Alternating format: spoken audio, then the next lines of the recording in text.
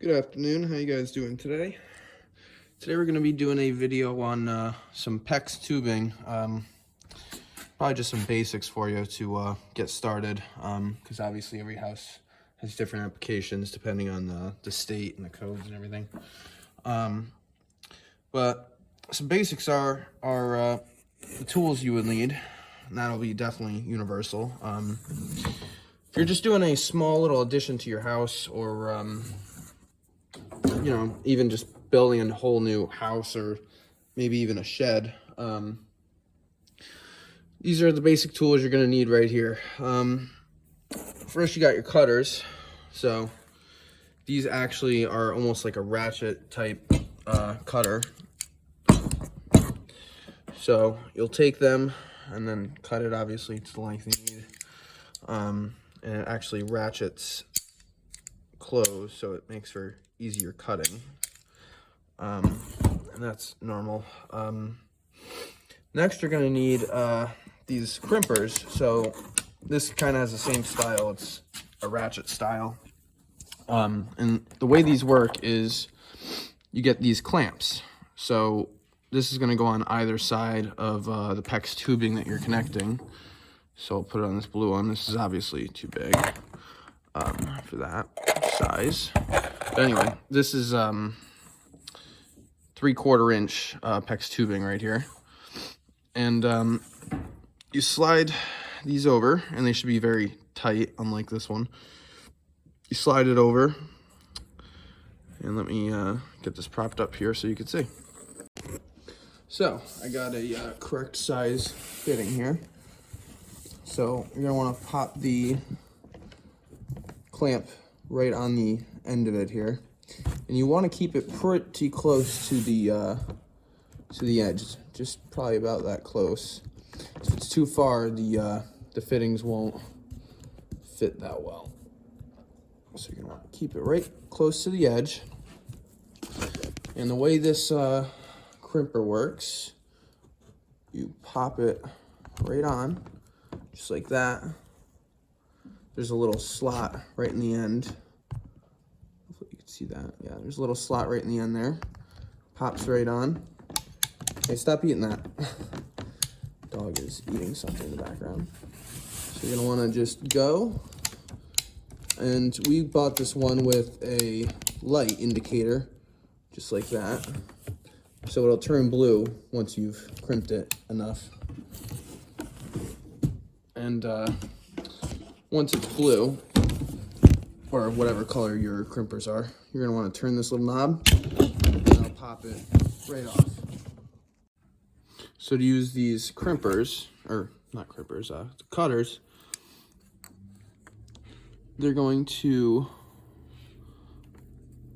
latch as you're cutting.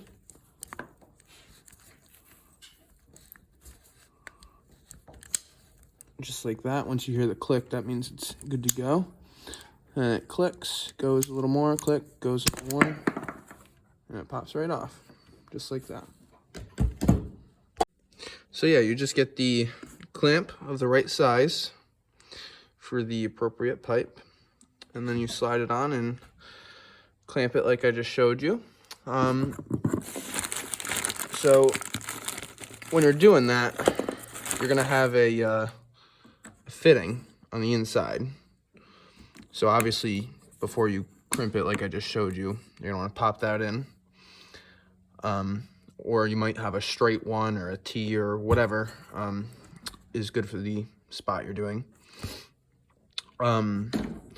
But this is a good example right here.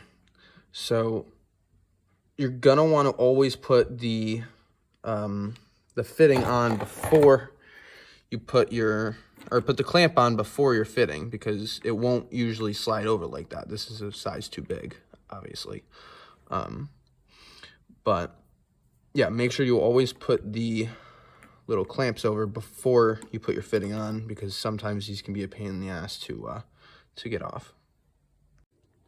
So the next thing you're gonna want to know when you are running your Pex, for any type of faucet, sink or shower, bathtub, whatever it might be. You're gonna want your hot on the left side and your cold on the right side every single time, so that you don't have, you know, a house with 3 bathrooms or whatever, and one of the sinks has the cold on the left and the hot on the right, and flip-flop for a couple different bathrooms, because that's just, you know, not what you want. So keep your hot on the left and your cold on the right. Another point I'm going to bring up is you're going to have to stiffen up your pecs by putting little clamps on it, or else it's going to, you know, do something kind of like that. And you should have them about every 5 feet or so. When you have them going all the way up, you're probably going to need at least 2 supporting areas. And when you're running against a beam, you just put those little clips on, which I'll show you in a minute. Also about 5 feet in between each clip. I would like to make note that the Pex tubing, the blue and the red, do not need to be on any type of slant when you're running them by any code. Plumbing, for example, you need to have going on that slight downhill so that the water can run freely. But since the Pex is pressure-based, it does not need to be downhill anywhere. So you can kind of just run it wherever it fits. And again, over here, got your hot on the left and your cold on the right. So for wherever you have Pex tubing going up and down the walls, you're going to need to put in these nail stoppers. You can buy them at Home Depot, Lowe's, you know, Ace maybe, wherever. They're probably about 80 cents a piece or so. You gotta put them on the 2x4s or 2x6s, 8s, whatever they are, right in front of wherever your Pex is gonna go. You need it for everything that's, you know, in range, like your PVC, your electrical needs it as well. But talking about Pex right now, so you gotta have it in front of your Pex so that when you shoot a nail, it doesn't, you know, blow your pipe when you're putting the sheetrock up or hanging something on the wall in the future. All right, so down here we got our little Pex table. It's got all of our adapters and connectors. Here are the little clamp strap things that I was telling you about. So yeah, these ones are okay. There's the dog there. These ones are okay. They kind of break a little bit when you start putting your nails through them. I preferred the copper ones, which look like this. They're a little bit more expensive, but at least you'll, you know, feel safe that they won't bust down later on and then have a pipe leak or whatever. We also had these insulated suspension clamps, which worked very well, but they only worked in specific applications. So like right here, we had this style, which was just one screw, or one nail, I should say. And those ones didn't really work that well. The nails were very small, and they just kept breaking on us.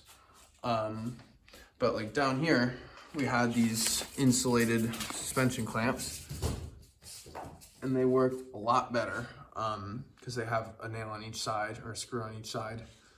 And it's just a lot, you know, more sturdy than this kind right here. So yeah, that's pretty much it.